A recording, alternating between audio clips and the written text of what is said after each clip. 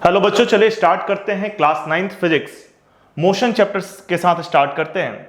सबसे पहले हम समझते हैं रेस्ट क्या है और मोशन क्या है।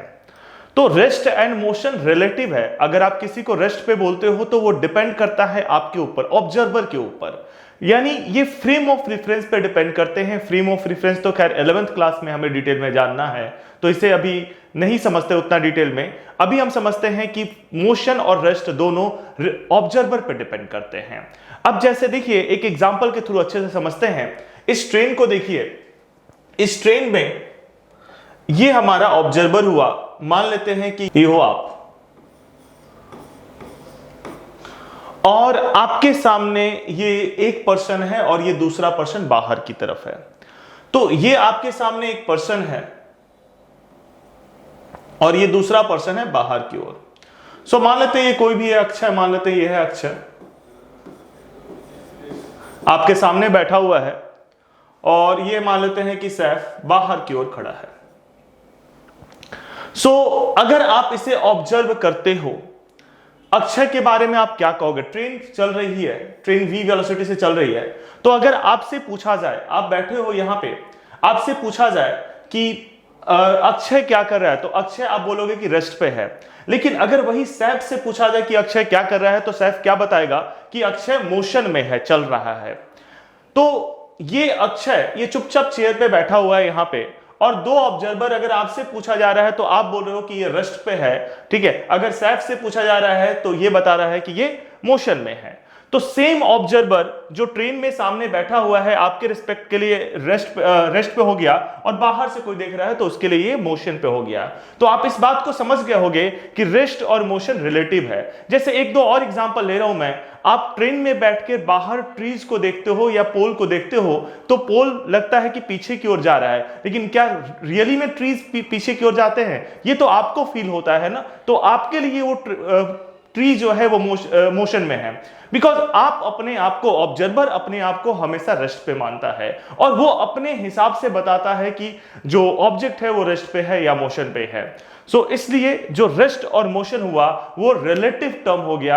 अब आप ऐसे भी देखिए, आपके सामने ही कोई बैठा है, अगर आप उसे देख रहे हो तो आप बोलोगे कि रेस्ट पे है, लेकिन मान लेते हैं कि कोई किसी और प्लैनेट से उसे देख पा रहा है, तो वो क्या बोलेगा? वो मोशन पे है, क्योंकि अर्थ मूव कर रहा है, उसका भी प्लैनेट मूव कर रहा होगा, बट दोनों की स्पीड सेम नहीं होगी। So rest and motion, this are relative word. तो रेस्ट क्या होता है, कैसे डिफाइन करेंगे? If an object does not change its position, does not change its position with respect to observer, then it is said to be at rest. And if an object changes its position, अगर एक object अपना position change करता है with respect to observer, observer को देखना है, observer के respect में बात करना है। जैसे यहां पे आपके रिस्पेक्ट में ये अक्षय जो है वो पोजीशन चेंज नहीं कर रहा था, आप भी चेयर पे बैठ के उसे देख रहे थे, और वो भी चुपचाप बैठा हुआ था, बैठ के आपको देख रहा था। तो ये दोनों क्या हो गए आपके लिए? ये रेस्ट पे हो गया, अक्षय के लिए आप रेस्ट पे हो गए। लेकिन अगर बाहर वाला कोई देखता है तो बोलेगा दोनों मोशन में है, क्योंकि ट्रेन मूव कर रही है, तो वो तो अपने रेफरेंस में देखेगा, वो प्लेटफॉर्म पे बैठ के आपको देख रहा है, तो क्या बोलेगा? मोशन में है। So motion and rest both are relative. तो रेस्ट का डेफिनेशन क्या हो गया? If the position of object does not change with respect to observer. और यहां पे क्या होगा? If position of object changes with respect to observer.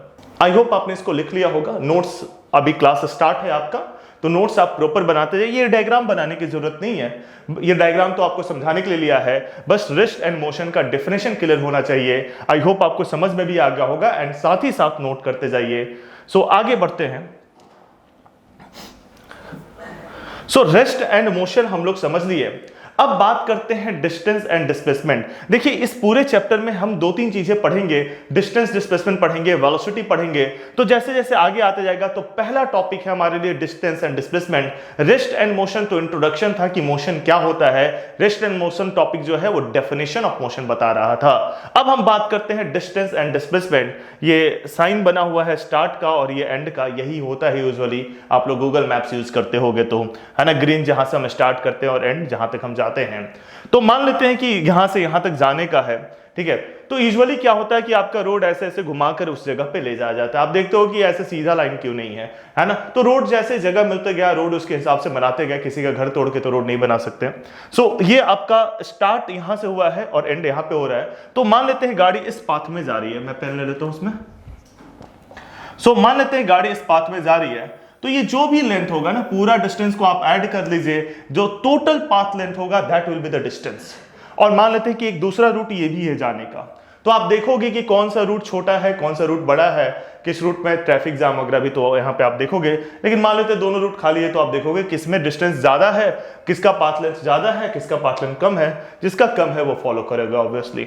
तो ये दूसरा रूट हो गया, यहीं पे जाना है, लेकिन आप इसमें इस तरीके से जा रहे हो, तो इस पाथ का जो लेंथ होगा वो इस कार के लिए डिस्टेंस होगा, रेड वाले के लिए। इस पाथ का जो लेंथ होगा वो वायलेट वाले कार के लिए डिस्टेंस होगा। So distance is basically the actual path length covered by the body. जो बॉडी है आपका, यहां पे कार ले लेते हैं, कार जो एक्चुअल पाथ लेंथ कवर करता है दैट इज द डिस्टेंस। लेकिन आप डिसाइड करते हो कि आप पैदल जाओगे, ठीक है, और मान लेते हैं कि ये सीधा पैदल जा सकते हो आप, ठीक है, गली होगा पतली सी और उससे कनेक्टेड है मान लेते हैं, तो आप तो बिल्कुल सीधा जाओगे, बोलोगे मैं शॉर्ट पाथ पे आ गया। तो बेसिकली कोई जरूरी नहीं है कि ये स्ट्रेट ही हो आपका शॉर्ट पाथ, कोई जरूरी नहीं है जो रियल लाइफ का है वो स्ट्रेट ही हो। कोई यहाँ पे घर बना दिया तो फिर आपको ऐसे घूमना पड़ेगा, और जहां घूम गए वो डिस्प्लेसमेंट नहीं हुआ। तो डिस्प्लेसमेंट क्या होता है? स्टार्ट और एंड पॉइंट के बीच में शॉर्टेस्ट डिस्टेंस, मतलब वो स्ट्रेट लाइन ही ज्वाइन किया जाएगा, इसके अलावा कोई और पाथ हो ही नहीं सकता है। तो shortest distance between initial and final position, start point और एंड पॉइंट के बीच में जो शॉर्टेस्ट डिस्टेंस है that is called displacement. So what is the distance? Distance मतलब आपका actual path length covered by the body, body जिस path पे actually गया उसका जो लेंथ होगा that is distance. What is displacement? Initial और फाइनल पोजीशन, दो पोजीशन लो, उसके बीच में शॉर्टेस्ट डिस्टेंस जो होगा दैट इज डिस्प्लेसमेंट। तो हम कह सकते हैं किसी भी दो फिक्स पॉइंट के बीच में, किसी भी दो फिक्स पॉइंट के बीच में, जैसे ले लीजिए आप ये पॉइंट और ये पॉइंट ए और बी, इन दो फिक्स पॉइंट के बीच में इनफाइनाइट नंबर ऑफ डिस्टेंसेज हो सकते हैं। आप ऐसे चले जाओ, आप ऐसे चले जाओ, आप ऐसे चले जाओ, कैसे भी जा सकते हो, बट डिस्प्लेसमेंट फिक्स है। डिस्प्लेसमेंट एक ही हो सकता है।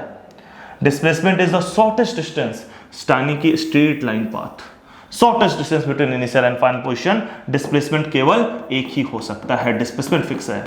तो that's why displacement has a fix direction, लेकिन डिस्टेंस का कोई डायरेक्शन नहीं है। आप कैसे भी जा सकते हो, आप नया पाथ ले लो, आप ऐसे जा सकते हो, ठीक है, कैसे भी जा सकते हो, ठीक है। तो डिस्टेंस का कोई डायरेक्शन नहीं है, बट डिस्प्लेसमेंट की बात होती है तो इनिशियल पॉइंट, फाइनल पॉइंट और स्ट्रेट लाइन जो उसको ज्वाइन किया जाए दैट इज डिस्प्लेसमेंट। सो हम कह सकते हैं डिस्टेंस के पास कोई डायरेक्शन नहीं होता, डिस्प्लेसमेंट के पास एक डायरेक्शन होता है इनिशियल और फाइनल के बीच में ज्वाइन करते हुए। सो बेसिक अभी तक जो पढ़े हमने, distance is the actual path length covered by the body, displacement is shortest distance between initial and final position. Distance के पास कोई डायरेक्शन नहीं होता है, यानी कि डिस्टेंस स्केलर क्वांटिटी है, और डिस्प्लेसमेंट के पास डायरेक्शन होता है, तो डिस्प्लेसमेंट वेक्टर क्वांटिटी हो गया। अब स्केलर और वेक्टर क्या होता है थोड़ा आगे जानेंगे, लेकिन अभी यहाँ पे इतना समझ लीजिए, स्केलर मतलब जिसके पास कोई डायरेक्शन नहीं होता है, और वेक्टर जिसके पास डायरेक्शन होता है। डिस्प्लेसमेंट फिक्स है, उसका डायरेक्शन यहाँ से लेकर यहाँ तक फिक्स होगा।